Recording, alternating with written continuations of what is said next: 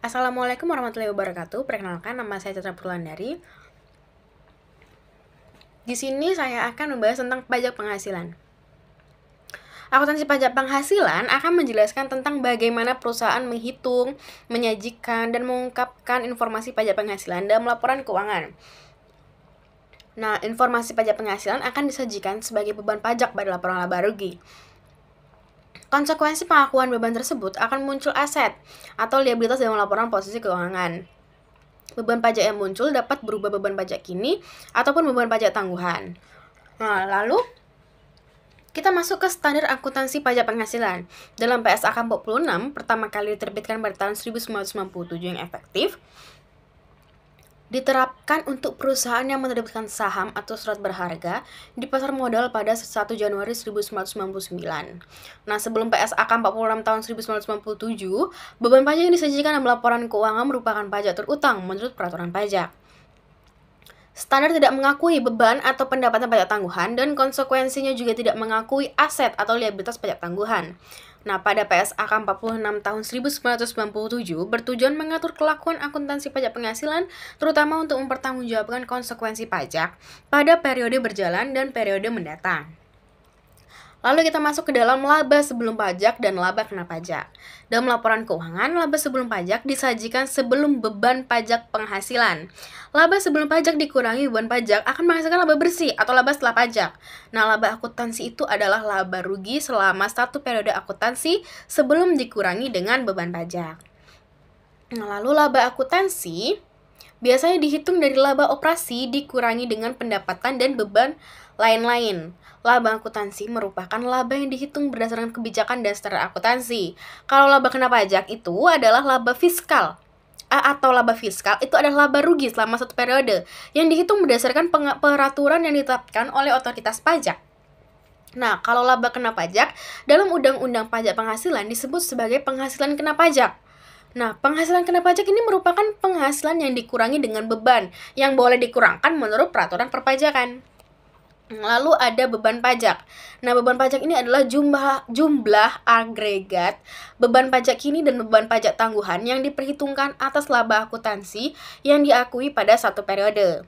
Nah, beban pajak akan dipadankan dengan laba akuntansi yang diakui pada periode tersebut. Beban pajak kini adalah pajak yang dihitung menurut ketentuan pajak atas penghasilan yang diperoleh entitas dalam satu periode. Pajak kini untuk entitas tersendiri atau bukan konsolidasian merupakan pajak terutang dalam suatu tahun fiskal yang tercantum dalam surat pemberitahuan tahunan. Untuk entitas yang terkonsolidasi dengan anak perusahaan, pajak kini merupakan penjumlahan semua pajak terutang seluruh entitas yang dikonsolidasi. Beban atau pendapatan pajak tangguhan merupakan konsekuensi pajak akibat pengakuan aset atau liabilitas dalam laporan keuangan yang berbeda secara temporer dengan dasar pengenaan pajaknya.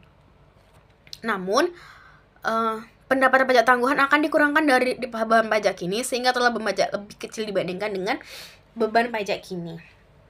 Lalu beban pajak kini, kita membahas tentang beban pajak kini. Entitas termasuk subjek pajak yang dalam Undang-Undang Nomor 3 Tahun 2008 tentang pajak penghasilan disebut badan. Nah, penghasilan yang diperoleh badan dalam 1 tahun pajak dikenakan pajak.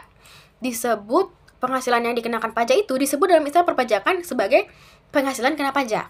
Penghasilan kena pajak dihitung dari penghasilan bruto dikurangi beban yang boleh dikurangkan. Nah, pajak mengatur beban yang boleh dikurangkan untuk tujuan menghitung penghasilan kena pajak. Beban menurut akuntansi tidak semuanya menjadi beban menurut pajak atau boleh menjadi beban namun dengan jumlah yang berbeda. Perbedaan antara laba akuntansi dan pajak dapat terjadi karena perbedaan temporer dan permanen. Perbedaan temporer terjadi karena perbedaan waktu pengakuan, sedangkan perbedaan permanen terjadi karena esensi pengaturan yang berbeda. Nah, untuk memperoleh penghasilan kena pajak, entitas akan melakukan rekonsiliasi fiskal atau koreksi fiskal. Koreksi fiskal juga dapat diklasifikasikan atas koreksi positif atau koreksi negatif. Koreksi positif adalah koreksi yang menambah penghasilan kena pajak, sedangkan koreksi negatif adalah koreksi yang mengurangi penghasilan kena pajak. Selain pajak yang dihitung dari rekonsiliasi fiskal, entitas juga memiliki kewajiban yang membayar pajak atas penghasilan pajak yang dikenakan pajak final. Nah, penghasilan yang dikenakan pajak final merupakan penghasilan yang diperhitungkan tarif dengan cara pemajakan tidak mengikuti ketentuan umum. Perhitungan pajak atas badan. Pajak final biasanya menggunakan tarif khusus sesuai jenis penghasilannya nih dan dikenakan secara gross dari total penghasilan. Nah, lalu kita masuk ke liabilitas pajak ini. Pajak ini itu adalah jumlah pajak penghasilan yang terutang atas laba kena pajak untuk satu periode. Pajak terutang ini harus dibayarkan oleh perusahaan sesuai ketentuan pajak. Jika pajak ini untuk periode kini dan periode sebelumnya yang belum dibayar diakui sebagai liabilitas pajak kini, sebaliknya, jika jumlah pajak yang telah dibayar untuk periode kini dan periode sebelumnya melebihi jumlah pajak terutang, akan diakui sebagai pajak dibayar di muka. Nah, pajak terutang dalam suatu tahun fiskal, itu akan dihitung setiap tahun. Nah, pajak penghasilan ini menurut standar akuntansi keuangan disebut sebagai beban pajak kini. Nah, jumlah pajak terutang akan dikurangkan dengan kredit pajak untuk mendapatkan pajak kurang atau lebih bayar pajak. Nah, lalu kita masuk ke pajak tangguhan. Perbedaan akuntansi dan pajak. Nah, penghasilan kena pajak dan laba akuntansi memiliki dasar hukum yang berbeda nih. Pajak dikenakan dan dihitung berdasarkan ketentuan perpajakan, sedangkan laba akuntansi dihitung sesuai dengan kaidah dan standar akuntansi. Nah, perbedaan antara keduanya berlaku umum hampir di semua peraturan perpajakan di berbagai negara. Walaupun letak perbedaan tersebut sebenarnya relatif umum dan sama, namun memiliki cara pengaturan yang berbeda. Perbedaan yang muncul misalnya terkait dengan perhitungan depresiasi, pengaturan beberapa beban dan penghasilan yang menurut pajak diakui dengan basis kas. Pengaturan kas penghasilannya menurun pajak diatur dengan ketentuan khusus dan pengaturan beberapa beban jam per pajak tidak diperkenakan sebagai pengurangan penghasilan kena pajak. Nah, perbedaan tersebut dapat diklasifikasikan atas perbedaan temporer dan permanen. Namun, jika dilihat dari dampak akhirnya dapat diklasifikasikan atas perbedaan positif dan negatif. Perbedaan temporer adalah perbedaan antara jumlah tercatat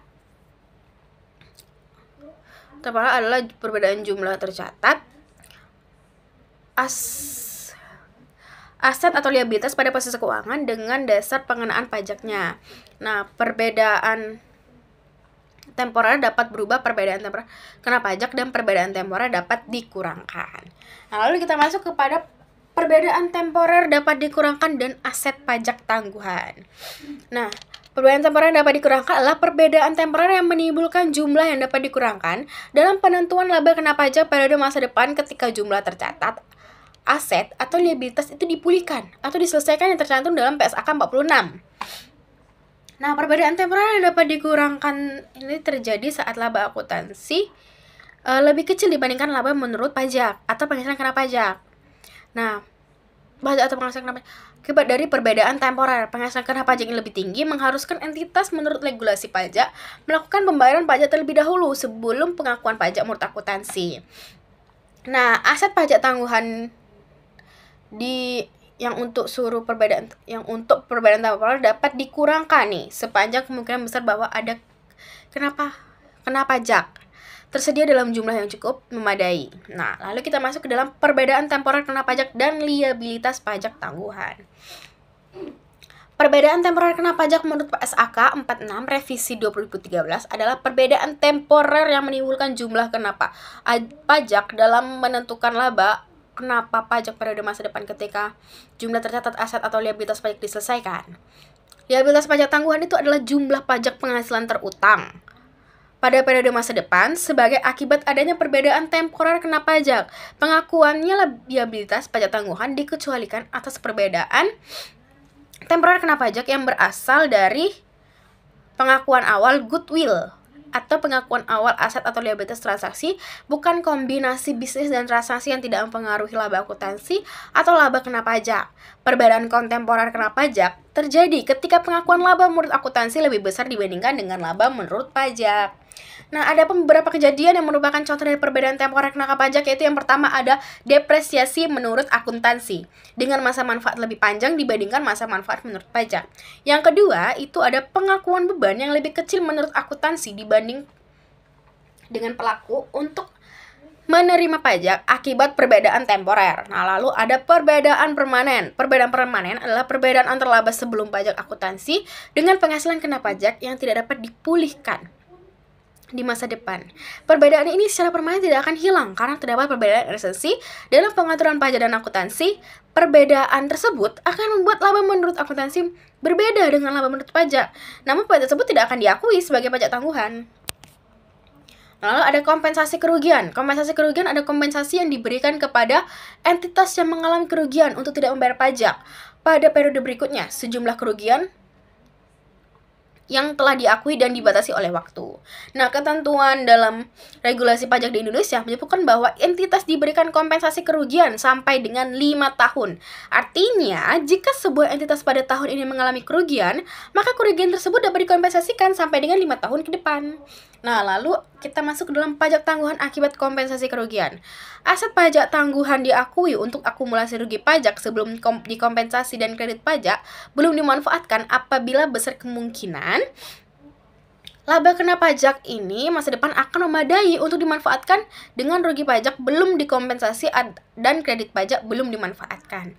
Artinya, pada saat entitas mengalami kerugian, maka manfaat kompensasi yang akan diterima di masa depan tersebut akan diakui sebagai aset pajak tangguhan. Manfaat kompensasi tersebut akan diakui sebagai pendapatan pajak tangguhan atau manfaat kompensasi kerugian dan disajikan sebagai bagian beban pajak.